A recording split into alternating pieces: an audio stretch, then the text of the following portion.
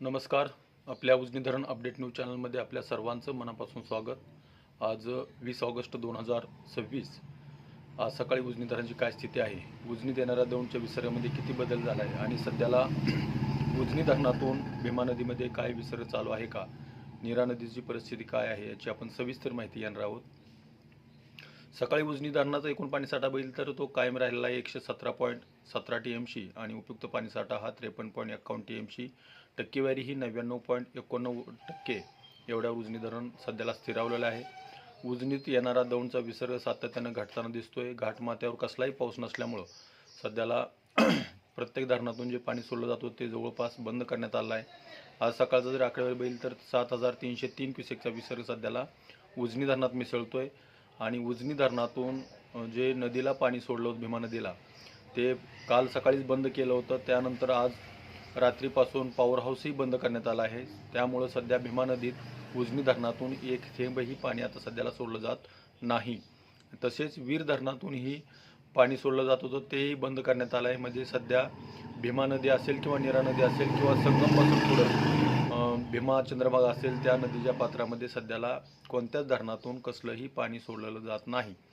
आणि दुसरी गोष्ट अशी की उजनी धरणातून कालव्याला 2550, बोगद्याला 900, सिनेमाडा उपसा सिंचन 210 आणि दहेगाव उपसा सिंचन 110 असं पाणी सोडलं जातं आहे. त्यामुळं जवळपास 3700-3800 पाणी खाली जातं आहे आणि 7303 क्युसेकचं पाणी उजनी धरणात मिसळतं आहे. जवळपास 3000 क्युसेकचा विसर्ग उजनी धरणात ॲड होतो आहे.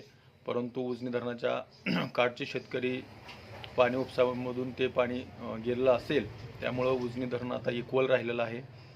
सध्याला परिस्थिती अशी आहे की सोलापूर जिल्ह्यात कसलाही पाऊस नाही, परंतु उजनी धरण भरलेलं आहे. उजनी धरणाच्या पाणलोट क्षेत्रात फक्त गेल्या या पावसाळ्यात फक्त 186 मिलीमीटर एवढा पाऊस पडला आहे. परंतु सोलापूर जिल्ह्यात कुठेही मोठा पाऊस झालेला ऐकवात नाही किंवा बातमीही नाही.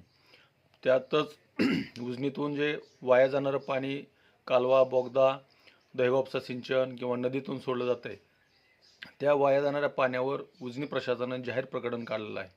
म्हणजे ताकावर लोणी काढण्याचा प्रकार उजनी प्रशासन करतं आहे. त्याचबरोबर पाणी जरी सोडलं असलं तरी लाईट बंद करणं, लाईट व्यवस्थित न देणं, म्हणजे आधीच दुष्काळ म्हणजे पाऊस नाही कसलाच आणि त्यात पाणी असून लाईटीशिवाय पाण्याकडं फक्त बघत बसण्याशिवाय शेतकऱ्याकडं सध्याला पर्याय नाही.